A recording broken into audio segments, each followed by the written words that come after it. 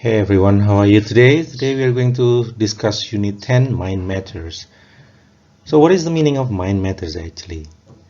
Mind is a person's ability to think and reason. So it's the intellect, the thinking power. And matters means everything that is related to something, in this case the mind. So everything that is related to the mind. And matters can have different meanings. For example, it means important or a big deal. For example, nothing matters. It means nothing is really important. It doesn't matter. It means it is okay. There is no big deal. And Black Lives Matter. Last time we had this demonstration when a black man was killed by a policeman, and then they say Black Lives Matter. What does it mean actually? The lives of black people are important. And then the last one, mind matters, means everything that is related to the mind, and they are important. Now I show you here 3 images taken from the book. Number 1, politicians rely on the power of persuasion to get votes. Number 2, I give up eating all sweet things using nothing but willpower. Number 3, walking on hot coals is a question of mind over matters. Let's take a look at the pictures here and see whether we can match the expressions to the pictures. What is the meaning of persuasion? To persuade is to change the audience's thinking and then change their action. So in order to change someone's behavior, someone's attitude, we need to change their thinking first. And once their thinking, the way they think changes, then they will change the way they do things. Public speakers use persuasion to influence their audience, their listeners, to change their mind and their action. They will convince you that what they say is true, and then you will follow them. And of course, politicians are public speakers too. They speak in front of public. They change the public's thinking and the public's action. And then willpower. It is the power or ability to control our action using our strong thinking and determination. Just like you say, I can do it. I can do it. So you convince yourself that you have the power to be able to accomplish something, that you can do it. For example, you want to lose weight, and then you have to have strong willpower. You have to have a strong control over yourself, that you are not going to eat a lot today. You're going to eat less and less and match with your need of energy per day, so that you don't have extra calories every day, and then the extra calories won't become fat in our body. So you use your willpower.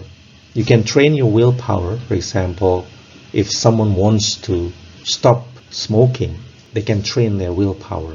Their willpower becomes stronger and stronger. If you're afraid and then you try to face your fear, that is a way to train your willpower. When you have a strong willpower, then you will have a strong self-confidence as well. Now, mind over matter, it means your thinking is stronger than the thing or object that you experience. For example, in this image, we see the coals are burning hot, but I can walk on them because my mind is stronger than the heat on my feet. Now, I think you can match the image to the expression. Now let's practice with some new words. Read the sentences below and try to understand the meaning of the underlined words. Then listen to the recording to figure out their meaning. Number 1, do you ever have premonitions? Do you take them seriously? Number 2, have you ever had a feeling of déjà vu? What happened? Number 3, are you someone who is usually able to trust your intuition? Number 4, do you know anyone who uses his or her sixth sense a lot? Number 5, have you ever been unconscious? What happened? Number 6. Do you think you have any subconscious fears? Before you listen to the recording, perhaps it is good for us to get familiar with the meaning of the words first.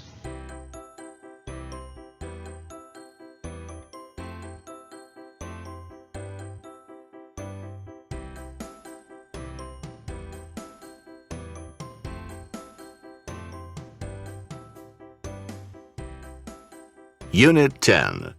Mind Matters. Page 115. Track 20. 1. Once I had a premonition that something awful was going to happen to an old school friend of mine, Carola, who'd moved to Australia and I hadn't seen for ages. I somehow knew something was going to happen, and then later that day, another friend of mine phoned to say that Carola had had an accident and was in hospital. A few other things like that have happened recently, so nowadays I take my premonitions a bit more seriously than I used to. 2. It was really weird. The other day, I was at my brother's 30th birthday party and was talking to some people there. And then, in the middle of the conversation, I suddenly had a really strong feeling of déjà vu. I just felt that the whole thing, the place, the people, the exact conversation, had all happened before in exactly the same way. It made me feel really strange for a couple of minutes. 3.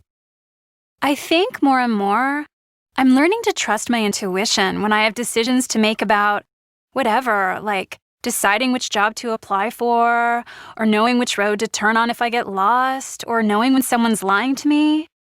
I find if I start analyzing things and trying to figure it out, I get confused.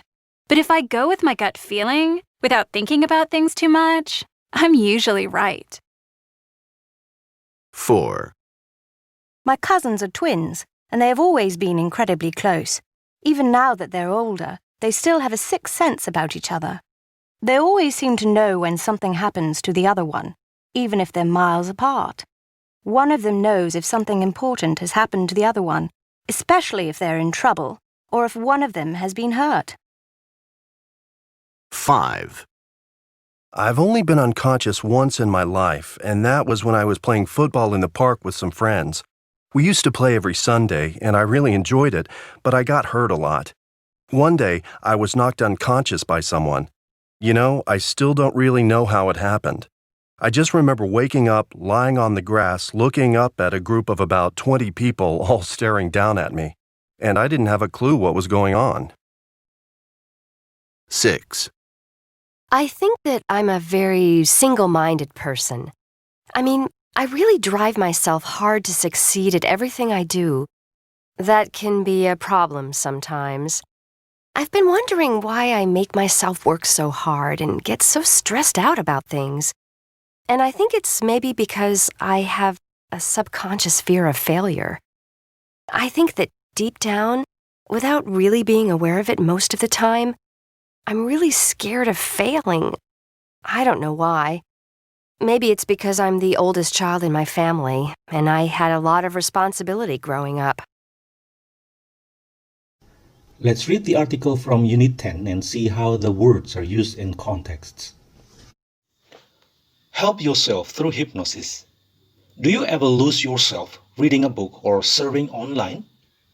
Do you ever completely tune out in front of the TV? Do you ever find yourself in a daze at work or at school? Do you ever drive to your destination and not remember the journey? If you answered yes to any of these questions, then you have experienced hypnosis. It's a popular misconception that hypnosis is mind control or brainwashing.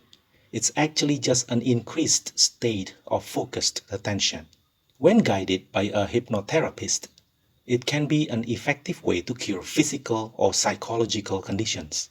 It can help a person quit smoking, lose weight, or reduce stress. It can also help to overcome phobias and improve self-confidence. Under hypnosis, a patient is in a relaxed state of mind. This makes the patient more receptive to the statements a hypnotherapist makes.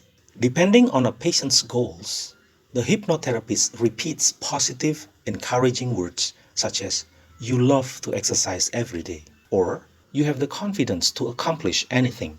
One dramatic success story is Angela Pittman, an American woman who underwent hypnotherapy in order to lose weight. While under hypnosis, Pittman was convinced that she had actually had an expensive procedure called lap band surgery, in which the size of the patient's stomach is reduced. "Afterwards, I started eating smaller portions," said Pittman. "If I ate too much, I'd feel sick. Before hypnotherapy, I had tried to lose weight myself, but nothing ever worked. I've lost 75 pounds, and I feel so much better about myself."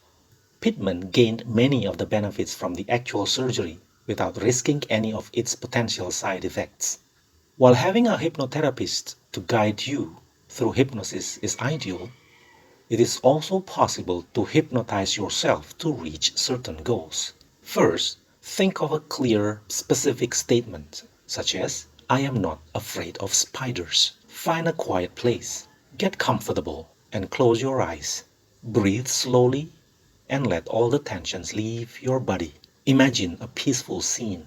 Assure yourself that you are very safe. Then, repeat your statement to yourself. "I am not afraid of spiders. I am not afraid of spiders. I am not afraid of spiders." When you are ready to return from your relaxed state, count backward from 5 and slowly open your eyes. Notice how good you feel. If you have any issues you need to work through, you may want to seriously consider this alternative therapy. Hypnosis is not about a mysterious man swinging a pocket watch in front of you, controlling you, and commanding you to cluck like a chicken or do other embarrassing things. It's a unique therapy that can change your perception of things around you and improve your well-being.